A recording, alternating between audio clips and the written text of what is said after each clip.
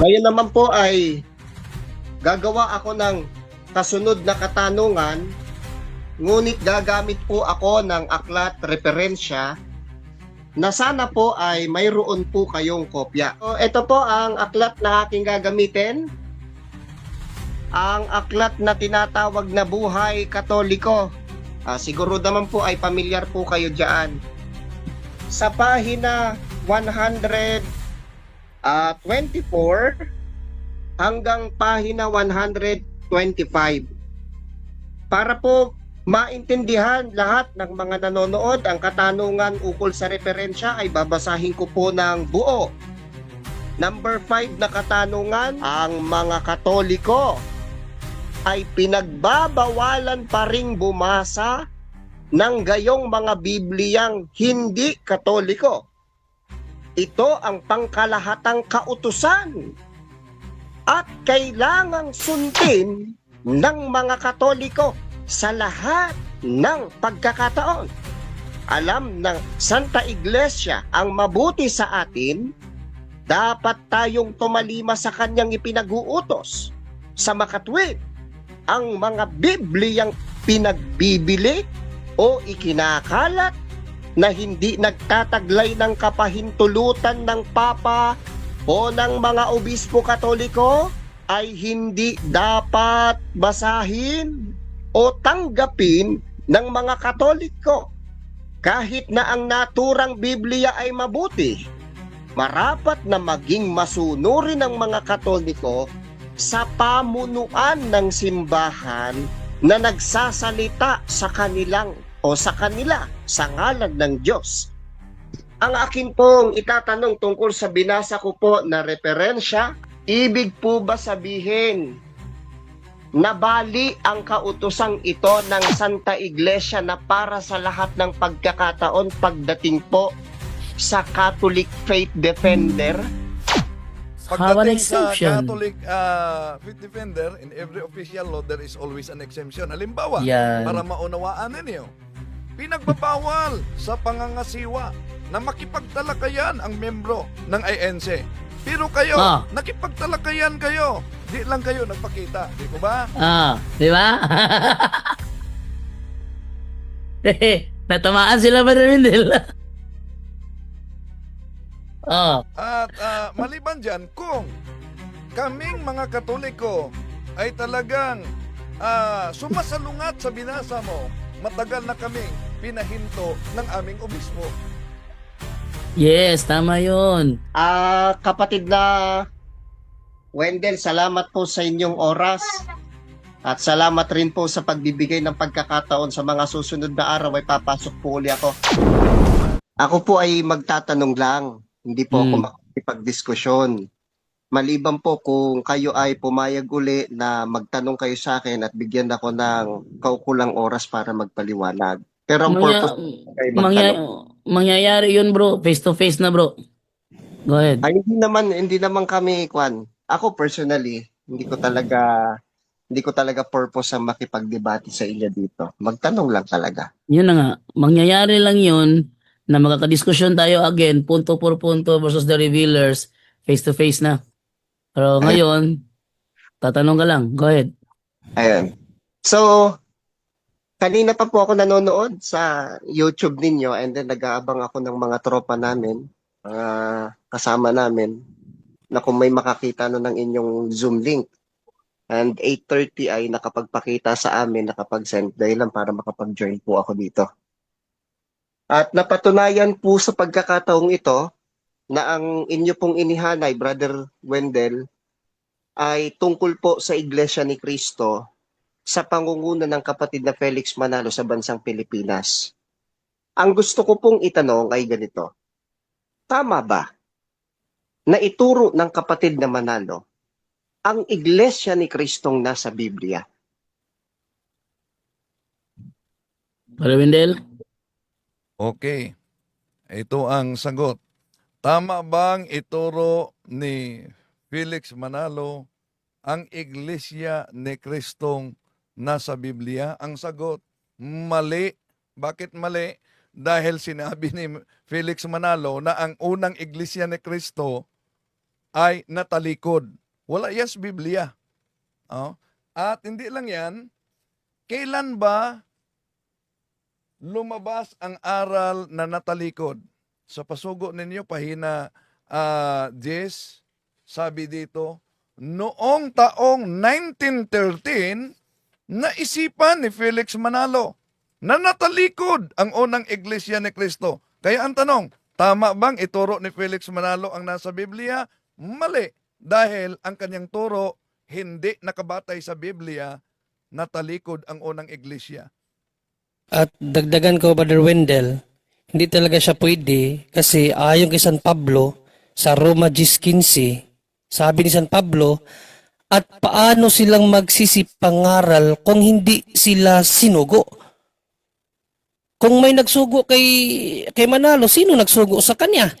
Yang sabi lang sa latalain nyo 3 araw lang siyang hindi lumabas sa kwarto, 3 araw hindi kumain, paglabas, naging sugo na. Hindi sugo So, na. Self-proclaim yun. So kung ang tanong mo, tama ba na ipangaral ni Apostol Pablo ang Iglesia ni Cristo? Mali, kasi hindi siya sinugo. Ang sabi ni St. Paul, paano sila magsisipangaral kung hindi sila nga sinugo? Yun ang sagot. Next Dagdag question. din natin, no, yung messengers ni God pa lang, biblically. Malakay 2:7 at Haggai 2:11, bro. So, Malakay 2:7 muna, bro. Okay, Malakay 2:7 muna. KJB natin, no? Yung mga Okay. Biblia nila yan. Malakay 2:7. Sabi ganito, for the priest's lips should keep knowledge, and they should seek the law at his mouth, for he is the messenger of the Lord of hosts. Yan, Brother Sino Angel. daw, sino daw messenger ni Lord? Yung priest, bro. Mga priest, bro. So, Haggai chapter 2 verse 11. Haggai tayo. Haggai KJB chapter hindi, 2, Biblia nila. verse 11. 2:11. Kanino magsasangguni sa aral? Thus said the Lord of hosts, ask now the priest concerning the law, saying, Ang tatanungin, bro, biblically kasi, the priest. So kung di pari si ang yung kapatid na Felix Manalo po, hindi, wala po siyang karapatan mangaral, kapatid. At hindi rin siya sinugo dahil nagbasa lang siya ng Biblia, nag-interpret lang. So yun po yung mga sagot namin, kapatid po, Midan. the next question. Ayun. Next question po, itutuon ko lang po uli ang aking sarili kay Brother Wendell. Pero salamat pa rin po sa mga karagdagang pagsagot ni Brother Junri at saka ni Brother Angel. Pagpaumanhin at itutuon ko po ang sarili ko kay Brother Wendell. Ang sabi niyo po, Brother Midan, palalahanan ka lang din namin na sa tanungan portion, pwede kaming magdagdag, bro. Paalala lang din sa iyo. Kaya wag mo sana kaming limitan na magbigay din ng kasagutan kung gugustuhin namin at kung alam din namin yung aming isasagot. tinatanggap ko po yun at makikinig po ako kung may karagdagan man kayo.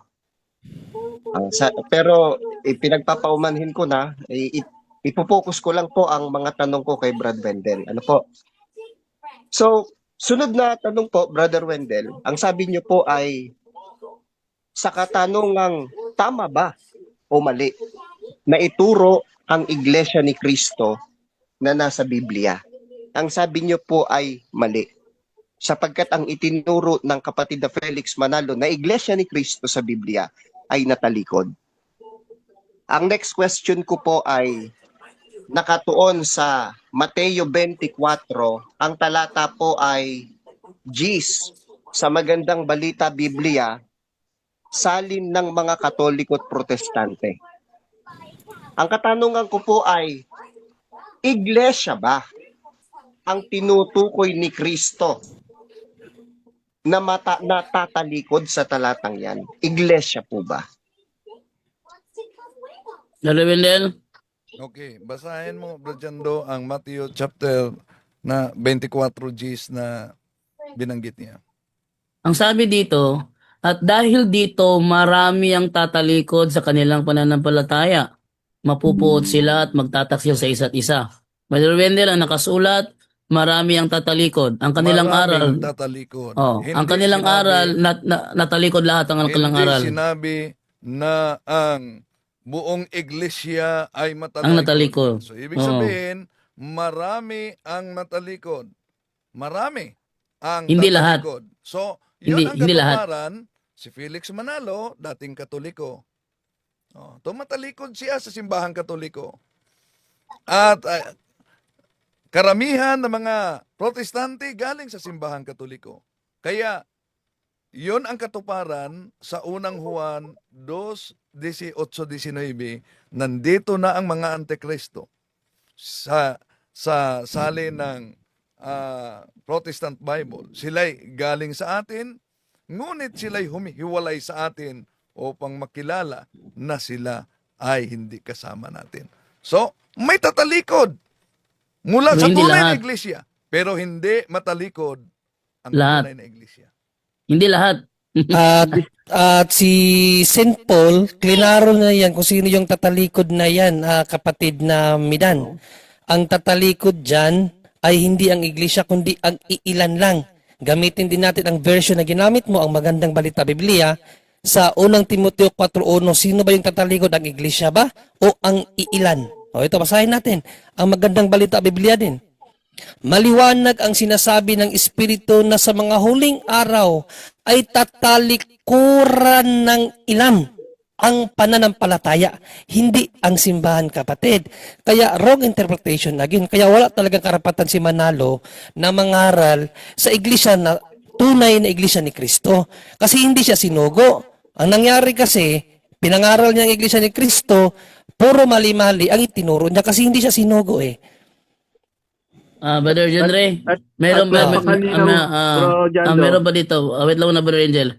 Meron ba Sige, dito at ilalabas to itong pasugo Enero 1964, pahina 2 ni Benjamin Santiago. Sabi niya dito, sa isang paksang mababasa sa nakaraang labas itong pasugo, Disyembre, ay pinaliliwanag kung saan naroon ang iglesyang tinayo ni Kristo noong unang siglo sa Jerusalem. Ito ay natalikod, iniligaw ng mga bulaang propeta o ng mga paring Katoliko. Ang mga unang alagad ni Kristo ay pinasunod nila sa kanilang hulihan o tinuruan nila ng mga aral ng demonyo, at ang mga hindi sumunod o sumalangsang ay kanilang pinagpapatay. Kaya walang natirang tupa si Kristo noong unang siglo. Nalipol lahat. Yan ang kanilang turo, nalipol lahat. At saka Yan, hindi. kontra na naman yan sa pahayag ni Panginoong Kristo. Kasi kahit Panginoong Kristo, mawala lang yung isa, iiwanan niya yung 99 kasi hahanapin niya yung isa. Tapos dyan, talikod lahat. So, kontra talaga. Sabi ni Kristo, niya, sasamahan ko kayo. Di ba? sasamahan Ano? kayo hanggang sa huli ng panahon. Sino sasamahan niya kung nawala na lahat? At saka pag ang Diyos ang bro, kailanman hindi yan matatalikod. At panghuli bro, balikan na hindi napakasimple lang bro, no? Hindi mo na kailangan maging theologian. 24 Gs, tingnan mo mabuti bro. Basahin mo nga mabuti. May iglesia bang sinasabi diyan? Paulitin natin. Wala Sabi niya, sinabi doon eh. Sabi niya, iglesia na talikod ang iglesia. May iglesia bang tumalikod diyan? Wala. natin. Mga Ano ba membro yan? lang to. Mga Ano membro ba lang yan? ito. Ibalik mo nga. Dahil At dito dahil marami. dito'y marami ang Ang iglesia isa lang, hindi marami. Hindi. Ang tatalikod, marami tao. Marami. So, mga membro ito, hindi itong yung iglesia. simbahan. Hindi yung iglesia. Ano ba naman yung bromidan? Klaruhin natin, Brother Angel, that the part is not a whole. Exactly. Tsaka napaka simpleng intindihin ng talata, bro. Ang dami kaya nagoyo diyan. Napakasimple ng talata. Hindi, bakit matatalikod ang iglesia? Itatag ng Diyos yan. Ang sabi diyan tatalikod kanila tao, yung mga miyembro tumalikod. Ang dami noon pa man yan tumalikod, ang dami tao. Pero ang pangangaral ni Felix Manalo, bro, iglesia natalikod, ikaw mismo, intindihin mo yung napaka-basic niyan. Intindihin mo yung talata, bro. Yan ang ginagamit sa inyo na naman kayo, naniwalang iglesia nga. Paano nga matatalikod ang iglesia? Tatag ng Diyos yan. Ayan napakalinaw. Maraming tatalikod sa kanilang pananampalataya. Tumalikod sila sa faith. Hindi ang iglesia tatalikod, tumalikod sila sa iglesia. Hindi ang iglesia ang tumalikod. Very basic po yan, bro Midan. Ako, napaka-basic po niyan, kapatids. Next question. Ayun. Next question po. Ang naintindihan ko sa mga paliwanag po ninyo ay bahagi ng iglesia ang tinutukoy sa Mateo 24 Gs. Ang Yes. inyo pong katwiran ay hindi yan iglesia, kundi bahagi lang ng iglesia. Yan po ang aking Hindi naunawaan. bahagi. Kaya nga Miyembro, sinabi, mga kaya nga tao. Mga klinaro tao, ko, miyembro, ano ba kaya yun? nga klinaro ko, Brother Midan, that the part is not a whole. Sana maunawaan mo yan. At hindi yung iglesia, bro, yung tao. Ilalalahan mo yung church, never kahit bahagi yan. Hindi matatalikod kahit bahagi yan. Yung miyembro, yung tao na tumatalikod. Hindi mo mabuti yung talata, bro. Kailanman kahit kalahati, 1/4, hindi matatalikod ang iglesia. Kasi pag iglesia tumalikod, yung church yung sinasabi mong church na tayo ni Jesus. Hindi kailanman, wag mong banggitin yung church na tumalikod. Dahil sa lapastangan niya sa Diyos, lapastangan niya kay Jesus. Sinabi niya, when I will build my church. Huwag mo sabihin, ay, ang church na talikod ng kalahati, 1/4, 1/8. Bro, lapastangan niya sa Diyos. Tao ang may pagkukulang, tao ang tumalikod. Napakalayo naman, bro, ng konteksto niyan. Next question. Naghahanay pa lang tayo eh. Anyway, next question po mga kaibigang Katoliko. Ang naintindihan ko po sa paliwanag ninyo tungkol sa Mateo 24 Gs ng magandang balita, ang iniwang katanungan doon na sinasagot po ninyo, sino po yung kanila na tinutukoy ng Kristo na tatalikod? Iglesia po ba yon? Ang sagot Hindi. niyo po ay Mga membro. Ang kanilang ang binabanggit dito na kanila ang pananampalataya, kalinaw naman dito eh. Ang pananampalataya ang tatalikuran dahil dito ay marami ang talikod sa kanilang pananampalataya. Ang pananampalataya nila ang kanilang tatalikuran. Ang tumalikod mga membro. Mga membro ang tumalikod at ang kanilang tinalikuran ang kanilang pananampalataya sa church. Yan ang point Faith nila dyan. sa church ang tumalikod. Ay, mahirap kaintindihan. Paulit-ulit na lang, bro, Midan. Sige, Huwag mong next question, ipilit bro. na church mismo ang tumalikod. Ang layo Hindi naman. tatalikod ang church. Hindi tatalikod ang church, bro. Tatag ng Diyos yan, bro. Huwag mong ipilit na ang Diyos ay walang natatalikod ang kanyang church. Huwag. Dahil si Kristo ang pangulo niyan. Siya ang may hawak niyan. Tao ang pwedeng tumalikod. Kagaya ni Felix Manalo. Ikaw, sakristan ka, katoliko ka dati. Ikaw ang tumalikod. Ikaw ang kasama dyan, bro. Hindi yung mismong church kasi never na matatalikod. Never na may mangyaring masama. Kalahati, 1/4. Napaka-basic lang naman yan, bro, Midan. Pag-isipan mo nga. Next question. ang totoo po, mga speaker po, no, sa punto core punto, akin lang inuulit ang aking naunawaan sa sagot tungkol sa katanungang binitawan ko. So, ang naintindihan ko po sa sagot ninyo tungkol sa katanungang sino ang tinutukoy na kanila natatalikod sa Mateo 24 Gs ng magandang balita, ang naintindihan ko po sa sagot ninyo ay part of the church, member of the church. Yun po ang aking naintindihan. At para po sa inyo, ang member ay hindi iglesia. Yun po ang aking naintindihan. So, sunod na tanong, Brother Wendell, talata pa rin po ng Biblia. Doon po sa unang Korinto, 12, ang talata po ay 27, yung binanggit ni Apostol Pablo sa dating salin, na kayo nga ang katawan ni Kristo, bawat isa'y sama-samang mga sangkap, sabi niya doon, tanong, bawat isang miyembro, katawan daw nino? Katawan nino?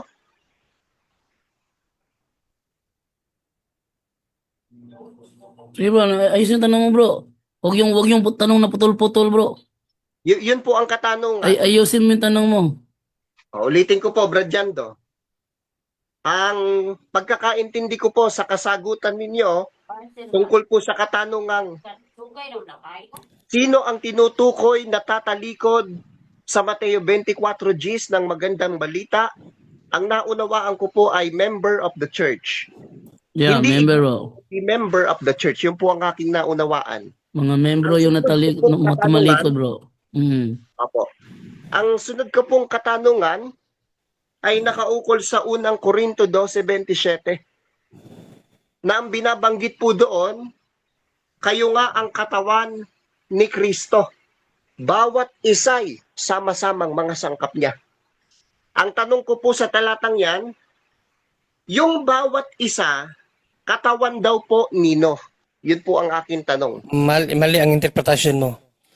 Okay, ako ang sagot dyan. Ang bahagi, hindi siya yung buong katawan. Kaya nga sinabi ko ganina, the Mga parte part lang. is not the whole. No, Mga kasi kung parte. ibabalik mo yan sa 19, kapatid, ito, kung ang lahat ng bahagi ay pari-pareho, hindi yan maituturing na katawan. Sanigod ka? Ibig sabihin, kung ang kamay lang yan, hindi yan pwedeng katawan. So itong kamay na membro, ito yung umalis, katawan ba yung umalis? Kamay lang. Hindi mo naunawaan ng Bible. Mm. Kaya nga bahagi lang eh. Parte lang, parte. Parte. Kaya nga sabi ni St. Paul, ang parte, kung parte lang, pari-pariho pa yan, kung parehas lang lahat yan, hindi yan katawan. Kasi nga, bahagi lang siya. Kung babasahin at unawaan mo ng maigi, ang unang Korinto 12, kapatid, tumutukoy yan sa bahagi ng isang katawan, may paa, may kamay, may mata, may ilong, may bibig, may tenga, may kuko. So yan ang kabuuan ng katawan. Hindi pari-parehos yan, kapatid. Kaya wag mong parihasin. Kaya nga bahagi eh. Sa 12:37, bahagi yan. Kaya doon sa Mateo 10:24, yung sinasabing marami, mga bahagi yung sila pero hindi sila ang kabuuan ng katawan. Kasi hindi pwede na ang parte is pari-parehong katawan lahat yan. Ang mga bahagi ang humiwalay. At ang humiwalay, hindi yun yung kabuuan ng katawan. Bahagi lang sila. Kaya nga sabi ko kaganina the part or a part is not a whole. Oh, next question. Next question po. Yung pong katanungan ko ay nakasalig sa unang Korinto 12:27 at ang sabi niyo po ay mali ang interpretation. Ang ginawa ko po sa talata ay binasa lang. Kayo nga ang katawan ni Kristo at bawat isa'y sama-samang mga sangkap niya. Ang katanungan po ay kaninong katawan yung tinutukoy na bawat isa? Ang sagot niyo po kanina ay wrong interpretation. Kaya ang sunod ko pong katanungan ay nakalapat pa rin po diyan sa lundo ng itinutulong sa unang Korinto 27.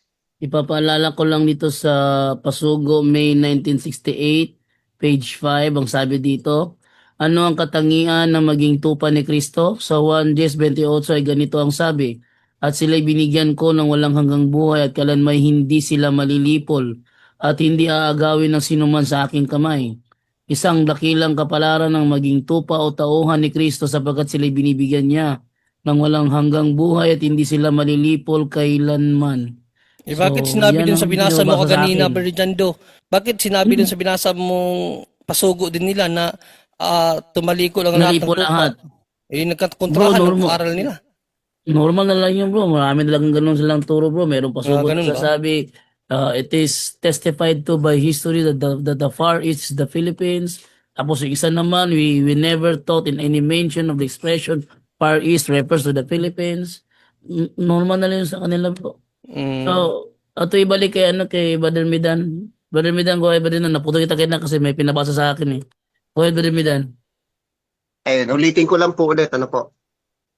So, ang kasagutan po na natanggap ko ukol sa unang Korinto 12:27 ay wrong interpretation. Binasa ko lang naman po ang Biblia. Ang katanungan doon ay kaninong katawan yung bawat isa.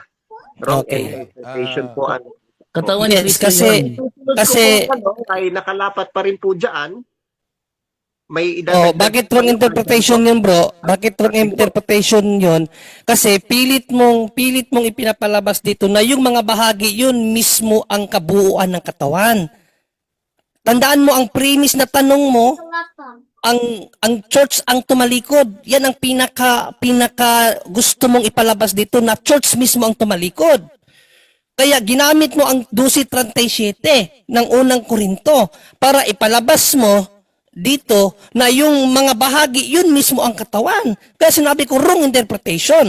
Kasi ang 1 Corinthians 12, yung mga bahagi, hindi siya tumutukoy sa kabuuan ng katawan mismo.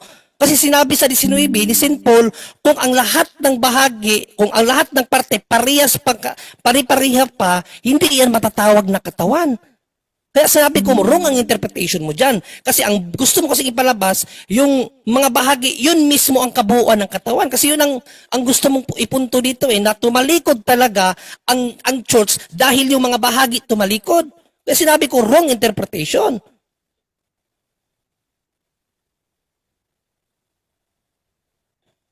Next question. Patuloy. Ayan. O, final na yan, ha? Mag-next question na po ako para... Para maklaro ba? Sige ho. So, ang natanggap ko pong respond ninyo sa unang Korinto 12:27, na binasa ko lang po sa Biblia, ang katawan, ang bawat isa ay katawan nino. Sabi niyo po kanina ay wrong interpretation. Diyan pa rin po ako magtatanong. Nakalapat pa rin po diyan, ngunit ibang talata naman po ang gagamitin ko. Kaugnay pa rin po nito. Yan po ay nasa 12:27. Ililipat ko po sa 3:17. Ang sabi po doon, kung gibain ng sino man ang templo ng Diyos, siya'y igigiba ng Diyos. Sapagkat ang templo ng Diyos ay banal, na ang templong ito'y kayo. Tanong po, yung pong templo na tinutukoy ng Biblia, bawat Kristiyano po ba? Brother Ray, Brother Wendell, baka sagot. Unahin muna natin dahil may misleading sa kaniyang katanungan sa unang Korinto kapitulo 12 bersikulo 27 kasi, no? Ang mabasa kasi, sabi niya, binasa lang at hindi nag-interpret. Pero tama si Bro John Ray na ang interpretasyon kasi nila natalikod dahil sa salitang bahagi. Ang tanong kasi niya, mabasa, kayo nga ang katawan ni Kristo at ang bawat isa ay bahagi nito. Kaya ang tanong niya, yung bawat isa, kaninong katawan? Oo. So, malinaw naman ang sinabi diyan, ang bawat isa bahagi sa naturang Brother katawan. Wendell, Yes. ang salita ng Diyos na nakalagay dito, ang bawat isa ay parte ng kanyang katawan. Oh, Parte so, lang pala. Bahagi, o parte. ganun, bahagi, parte lang naman yan. So, Parte. ang parte, hindi ang kabuuan. Pero, Hindi ang kabuuan. pero A part is not a apektado whole nga. pag may sakit ang isang bahagi. Apektado ang buong katawan. Pero tandaan natin na may nauna nang sinabi ang mga apostol kaugnay sa mga tatalikod sa pananampalataya. Kung tingnan ninyo ang unang Juan 2:18-19, ang salita ng Diyos na ginamit nila, munting mga anak, ito na ang huling oras. Gaya ng inyong narinig na darating na ang Antikristo. So, dapat talaga lalabas itong Antikristo. Tanong, sino itong Antikristo? Kahit ngayon ay marami ng Antikristo, kaya malalaman natin na ito na ang huling oras.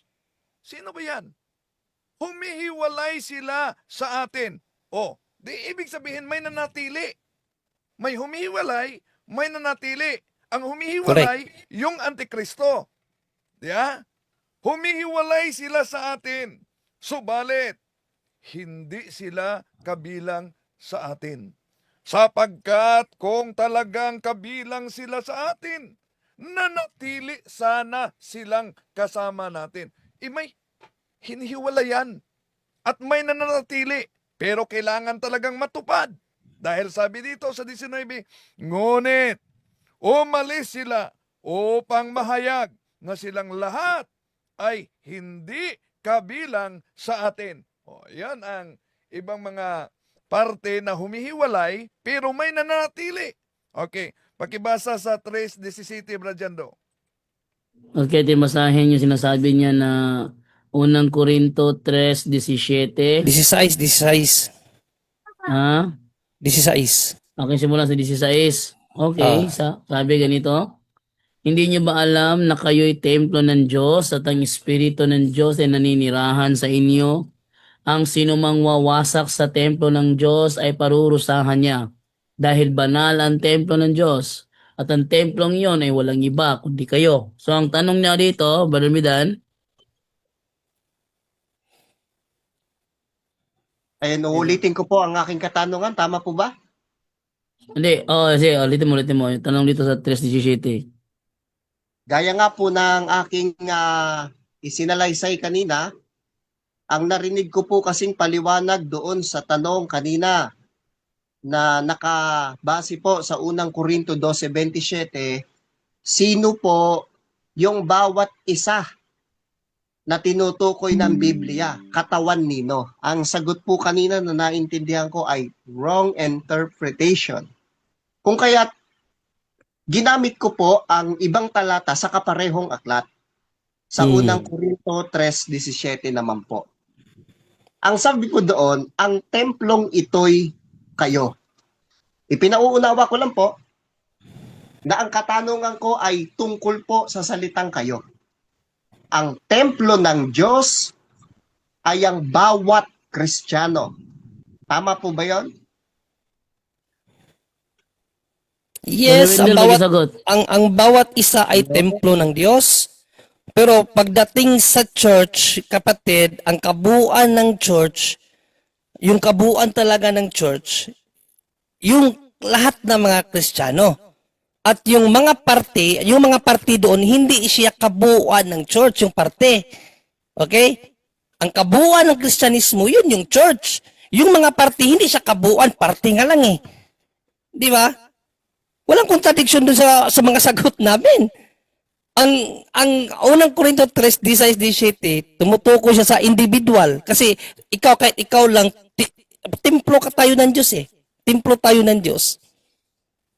Dalawa ang pag ng unang Korinto 3:16, individuality at ang kabuuan. Individuality sa iyo, ikaw sa sarili mo, templo ka ng Diyos, pero when it comes to the church, you are not the whole church. Ikaw lang sarili, templo ka ng Diyos. Yes, you are the temple of the church, the temple of God. Masasabi mo ba sa sarili mo na ikaw ang simbahan? Fallacy of false dilemma, false dichotomy. Na pag sinabing templo ng Diyos, yun na rin yung church. Kinakailangan mong ibigyan ng distinction yan. Yes, individual is the temple of God, but when it comes to the church, buong Kristiyano yan. Kung ikaw lang mag-isa, hindi ka pwede tawaging church. Kailangan mo bigyan ng distinction yan. Next question. Bro, Next question. ito magandang para mas maintindihan, napakasimple ng mga mo bro, at hindi mo Hebreo 4:6 nga bro, ito yung pinaka-konkreto sagot sa tanong mo bro, no?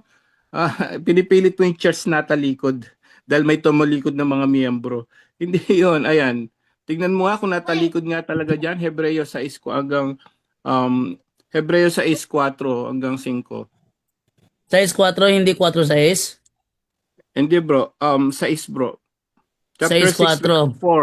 4-6. Tignan mo tignan mo kasi kailangan buuin nyo yung Biblia bro. Hindi pwedeng chap-chap kasi maliligaw kayo talaga diyan. Pansinin mo kasi sinong nagtumalikod diyan. Sapagkat kung tatalikuran ng isang tao ang Diyos, hindi na siya mapagsisisi at mapapanumbalik pa sa Diyos. Sa Naliwan- MBB bro, MBB, pananampalataya nakalagay diyan. Sapagkat paano pang panunumbalikin upang magsisi ang mga tumalikod na sa kanilang pananampalataya? Sandali lang bro, Da- ano sabi? Paano Tumalikod. tumalikod sa kanilang pananampalataya? Puro pananampalataya, kanina pa yung binibigay mo sa amin. Sila tumatalikod sa faith, sa church. Pinipilit mo ang church saan tumalikod. Napakalayo bro, napakalayo. Tuloy. Dati naliwanagan na sila, nakalasap na makalangit na kaloob at naging kabilang sa mga tumanggap ng Espiritu Santo. Ayun, so yung tumanggap sila ng Espiritu Santo, yung mga tumanggap, yung mga nabinyagan, tumanggap ng Espiritu Santo. Yan, pero tumalikod Pero hindi church na pinipilit yung tumalikod ang church, kaya tinataguli ni Felix Manalo. Ay, patay tayo dyan. Tao nga ang tumalikod, miyembro, ayan o. Mga miyembro yan. Ikaw rin, miyembro ka ng Catholic Church dati, tumalikod ka. Oh. Nung pagkatalikod mo sa amin, natalikod na buong church? Tumalikod na ba ang buong Roman Catholic Church? Tumalikod si Felix Manalo. Tumalikod ka. Ang buong church ba natalikod na rin? See? Doon pa lang sablay na bro. Sa 5 bro, balik natin. Ituloy natin sa 5. Intindihin mo, basahin nyo mabuti at intindihin nyo. Ligaw ligaw. Sa 5, Bro. nakalasap na rin sila ng kabutihan ng salita ng Diyos at nakadama ng kapangyarihan ng Diyos na lubusang mahahayag sa panahong darating. O yan, so nakalasap na sila. Sila, tao yan bro. Pinipilit mo, church na talikod. Mga tao yan, nandiyan pa nga si Apostol Pablo, paano tatalikod? Dire-diretso kaya yan. Hanggang mamatay, may mga miyembro pa dyan. Hanggang mamatay silang dalawa. May miyembro dyan, walang totaling tumalikod. Tao yan bro. Hindi, At ngayon, sinabihan ka na church ang tumalikod, naniwala ka naman. Hindi para sa Diyos yung sinasabi mo at kailangan ibabalik ni ano, paano tatalikod yun? Tayo nga ng Diyos. Meron palang panawagan dito, Brother Angel, Brother Jando, Brother Wendell, no? Oo, I-confirm paulit-ulit lang na lang natin. I-confirm lang natin to galing kay Hydra account. Ito Hydra account. Sabi niya, bro, paki-mention name ni Midan, Mark Roland Santa Monica. Totoo ba to, bro, Midan? Comment lang to, pa-mention daw sa'yo. Bro, ikaw ba si Mark Roland Santa Monica, bro?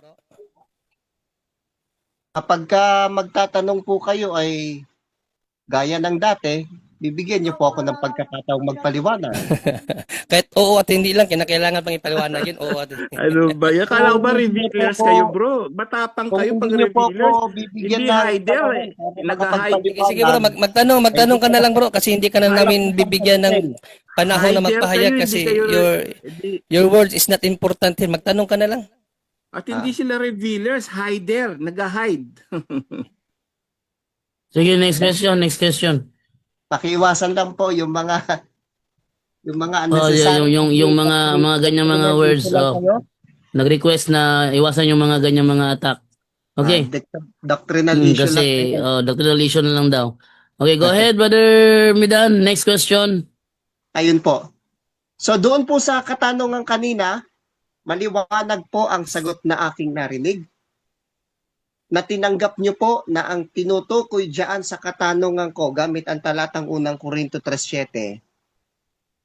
Sino ang tinutukoy na kayo dito na templo ng Diyos? Bawat Kristiyano ba? Maliwanag po narinig ko. Ang sagot niyo po ay oo. Ang next question po, sa makatwid, tanggap niyo po pala na yung terminong kayo ay bawat kaanib sa iglesyang tunay. Hindi bro, parte lang ang sinabi ni Brother John Ray. Ang Parte bibigyan ko ng ano, Brother Kaya Jando, nga, kasi ako ang sumagot doon. Kaya nga sabi ko kanina, ang 1 Korinto 3:16-17, mayroon dalawang distinction. Okay, ulitin ko, dalawang distinction. Dahil bawat isa sa atin, pinagkalooban kasi tayo ng Espiritu Santo, Episo 1:13, pinagkaloob sa atin ng Espiritu Santo, Episo 4:30 bilang tatak na tayo ay mayroon iniligtas na. Okay? Mayroon tayong Espiritu Santo, kaya tayo ay naging templo ng Diyos. Ang bawat Kristiyano, templo ng Diyos yan. Okay? But when it comes to the church, individually cannot say that you are the church. Nagets mo? You are only a part of the church. Parte ka lang ng simbahan. When it comes to the church, when it comes to individual, yes, we are the temple of God. Dahil ang Diyos ay naninirahan sa atin. Ayon sa talatang yan. 1 Korinto 3:16-17. But when it comes to church, kasi church ang inaano mo dito, hindi ang individual.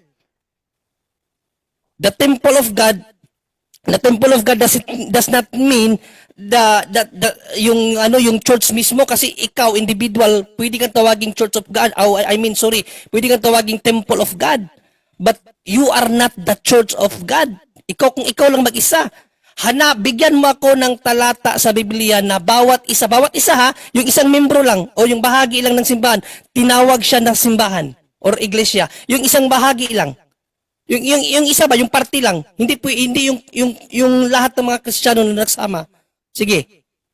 Wala kang makita yan sa Bible. Sige, next question. Ayun, next question na po. Iiwan ko na po ang katanungan yan sapagkat nakuha ko na ang mga sagot na gusto kong marinig po. At salamat. Gusto mo maputol-putol para pagdating sa ano nyo, putol-putulin nyo. Pagdating sa kanilang live sa The Revealers, putol-putulin nila yon. Yan ang Yan ang pangit ginagawa dyan. nila ginagawa nila. Doctrinal issue lang, Brad Jando. Doctrinal issue lang. Yan na nga, Sige. yan na nga bro, doctrinal bro. Yung pinulputol-putol ninyo tapos iibahin ng paliwanag, di ba? Bro, Jando, last Doctrinal bago nga, ka umalis, doctrinal. bro, paalala 21:8 ng pahayag, bro, Jando. 21:8 ng pahayag. Kapag kayo nagsinungaling sa programa nyo, hindi ko Binabaluktot. inaatake hindi personal yung atake ko sa revealers, bro, kasi doctrinal pa rin yun. Pag sinabi mong revealers ka, don't hide anything. Hindi yung atake personal kasi nagre-reveal kayo eh. Ibig sabihin, nire-reveal mo lahat ng katotohanan, pati sarili mo. Kasi hider ka, hindi ka revealer. Hindi yung personal attack ko. Kundi yung pagre-reveal nyo Brother. kasi yan eh.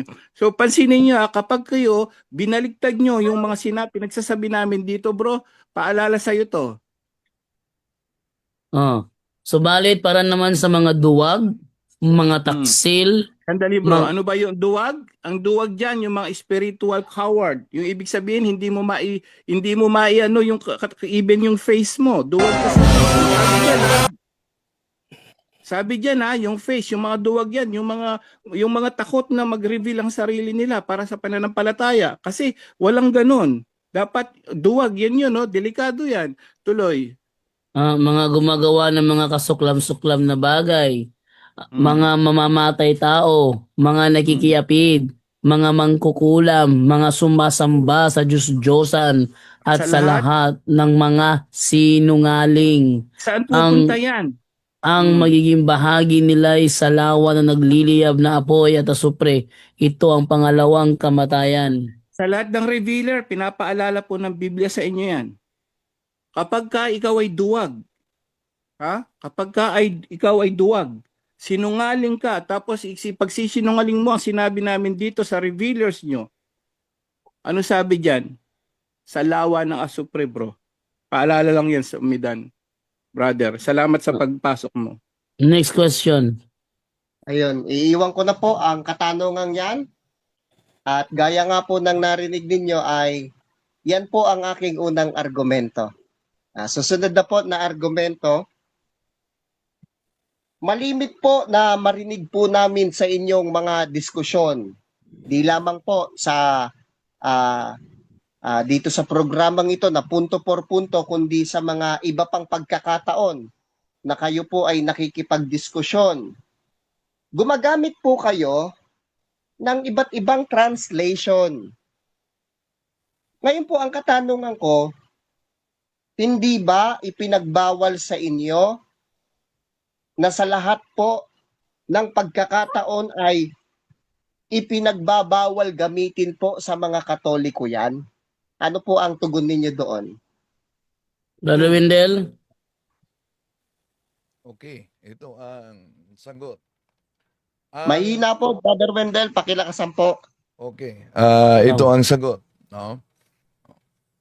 May ipinagbabawal ang simbahan na maggamit sa iba't ibang salin ng mga protestante. Ngunit hindi pinagbabawalan ang mga CFD na mangaral gamit ang salin in order to counter the tactic of other religion.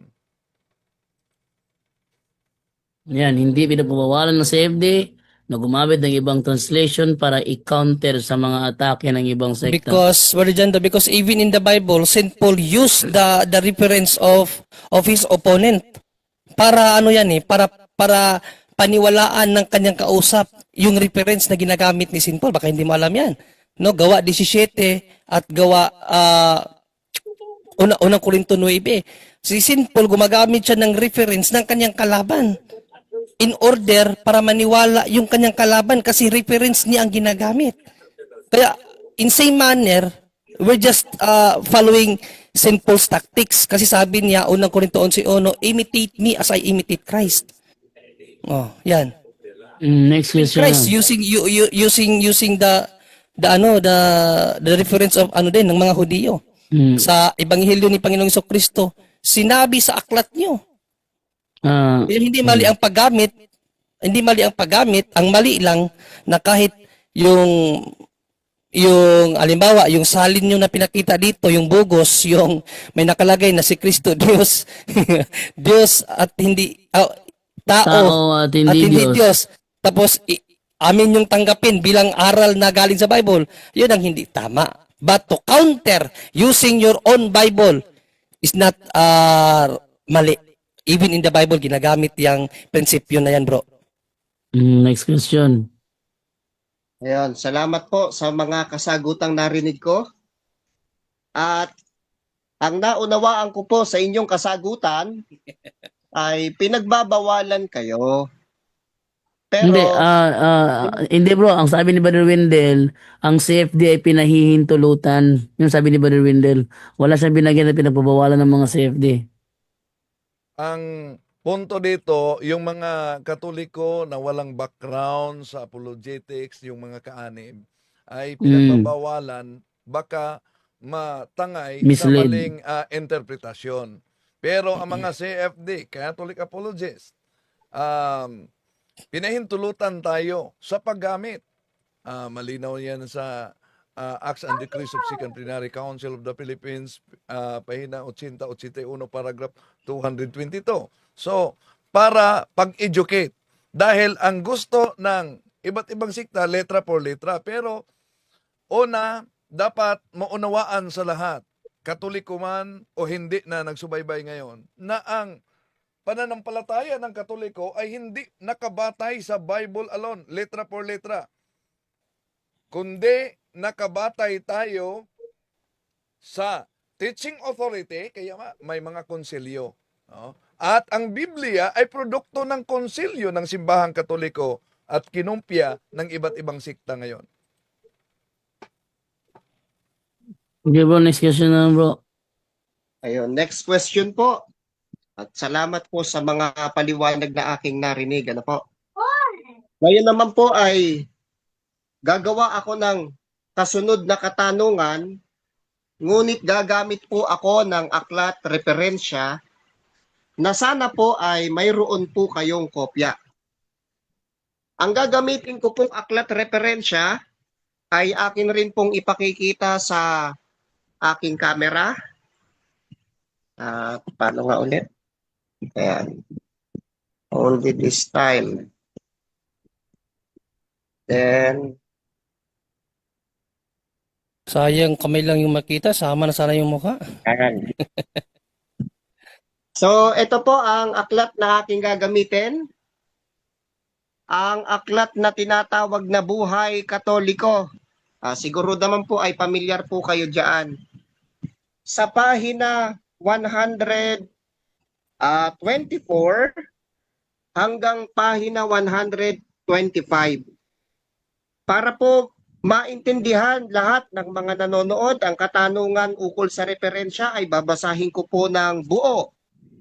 Number 5 na katanungan, mayroon bang malaking kaibahan ang Bibliyang Katoliko sa Bibliyang Protestante? Sagot, wala. Sa Bibliyang Protestante ang mga aklat na Tobias, Judith, Karunungan, Eklesiastiko, Barok, 1 at 2, mga unang Makebeo o ikalawang Makebeo, at ilang talata ng Esther sa Kapitulo 10. Tungkol sa ibang mga aklat, kung ihahambing ang Bibliyang Katoliko Sa Bibliang King James Version, ginagamit po ito ng Katoliko para patunayan ang terminong Catholic faith sa 1611 King James Version. Sa Bibliang King James Version ay walang gaanong pagkakaiba sa pagkakasalin. Ang mga Katoliko ay pinagbabawalan pa ring bumasa ng gayong mga Bibliyang hindi Katoliko. Ito ang pangkalahatang kautusan at kailangang sundin ng mga Katoliko sa lahat ng pagkakataon. Alam ng Santa Iglesia ang mabuti sa atin, dapat tayong tumalima sa kanyang ipinag-uutos. Sa makatwid, ang mga Bibliyang pinagbibili o ikinakalat na hindi nagtataglay ng kapahintulutan ng Papa o ng mga obispo Katoliko ay hindi dapat basahin o tanggapin ng mga Katoliko. Kahit na ang naturang Biblia ay mabuti, marapat na maging masunurin ng mga Katoliko sa pamunuan ng simbahan na nagsasalita sa kanilang o sa kanila sa ngalan ng Diyos. Ang akin pong itatanong tungkol sa binasa ko po na referensya, Aklat Katoliko po, ay terminong nakalaan din sa aklat na binasa. Ang sabi po dito, marapat na maging masunurin ang mga Katoliko sa pamunuan ng simbahan sa lahat ng pagkakataon. Ang itatanong ko po, mga kaibigang Katoliko, ibig po ba sabihin na bali ang kautosang ito ng Santa Iglesia na para sa lahat ng pagkakataon pagdating po sa Catholic Faith Defender? Brother Wendell, pakisagot. Yes. All laws have an Pagdating sa exception. Catholic faith defender, in every official law, there is always an exemption. Halimbawa, Yan. para maunawaan ninyo, pinagbabawal sa pangangasiwa na makipagtalakayan ang membro ng INC. Pero kayo, nakipagtalakayan kayo. Di lang kayo nagpakita. Di po ba? Di ba? Natamaan sila, Brother Wendell. Mahigpit na yung pinagbabawal yun. Kaya nga nakatago yung kanilang mukha. Ito, nagkikipagtalakayan to. At maliban dyan, kung kaming mga Katoliko ay talagang sumasalungat sa binasa mo, matagal na kaming pinahinto ng aming obispo. Yes, tama yun. At saka, ang sabi dyan, mga Katoliko, hindi naman sinabi lahat eh. Ginagawa niya kasing lahat yung mga, at specific yan sa pagbabasa ng ibang translation, no? Bago dyan, acknowledge ko pala, nag-message kasi sa atin si Lucel Vicente, pumanaw ang kanyang mama, si Carmen Rostria, condolence. Then, Condolence po. tumawag sa akin si dating station manager ko, si Sir Nanding Dumanhog, nagpaalam na yung dating production manager namin na board member sa aming province, naging first board member, number 1, ay pumanaw na din. No? So, condolence sa pamilya ni former board member Morpheus Agot. Balik sa inyo, bro, kayo muna ang sagot, Sige. 9:50 naman po. Malapit na tayo mag-ending. Sige. Next question, bro. Next question. Kapatid na Wendell, salamat po sa inyong oras. At salamat rin po sa pagbibigay ng pagkakataon sa mga susunod na araw ay papasok po uli ako. Gusto ko lamang pong bigyan ng kaunting islat. Kung malapit na po kayo mag-end live, isang tanong lang daw po ang gustong itanong ng aking kasama na riyan po. At yun ay kung pahihintulutan po ninyo. Sige bro. Sa araw po uli ako magtatanong. Condolence po sa namatayan ng pamilya at salamat sa punto por punto. Sige, patanungin mo yung kasama mo. Okay, ito naman tayo sa kanyang kasama naman, si T.R. Ruben de la Rosa. Alam ko, hindi yan tunay na pangalan. Yes, magandang gabi po sa bumubuo ng punto por punto at nakikiramay po kami doon sa kamag-anak nung namayapa. Ang unang tanong ko po, meron po kasing isang pare na nag-trending na ang sinabi niya po ay mayroong 18 senador na naghudas. Ang tanong ko po ay sa bahaging ito ay una, yun po bang 18 senador na naghudas? Bro, hindi namin pang hihimasukan ng mga political aspect, bro. Doktrina lang kami, bro. Apo. Change question, bro. Change question ko po. Apo. Ito po sunod ko pong tanong kung ayaw nyo pong tanggapin yung ganyang tanong po. Dahil sa ang Iglesia Katolika Apostolika Romana ang may apostolic succession, sumunod sa mga apostol at itinaguyod ng aral katoliko, ang tanong ko po, sa 12 apostol na ibibigay ninyong pangalan, sino po ang nagsuot ng rosaryo? Yan. Palasi naman yan tanong na yan. Palasi po. Babaguhin ko na lang po. Sasagot Yes. mo na ako Dahil, yun, palasi talaga, no? Palasi Una, yung tanong. halimbawa, kung ibalik natin kung ang iglesia ay nag-claim na sila ang may kaugnayan sa mga apostoles, kung ibalik natin, sino sa mga apostol ang gumamit nagsuot ng kurbata? magasin? ano, Wala pagkakaiba sa ganyan, di ba ba? Ang lagpasan ng Basugo Magazine. Paano po kung masagot ko na nasa Biblia yung pasugo? Okay, Wow. Mr. Wendell Talibong. Sige. Ating basahin na ang mga apostol ay nagbabasa ng pasugo. Sige bro, anong talata bro? Na ang mga apostol ay nagbabasa ng Yung pasugo. pasugo nila, ha? Pasugo nila. Magazine, at may magazine na nakalagay, Pasugo Magazine. Sige, Okay po.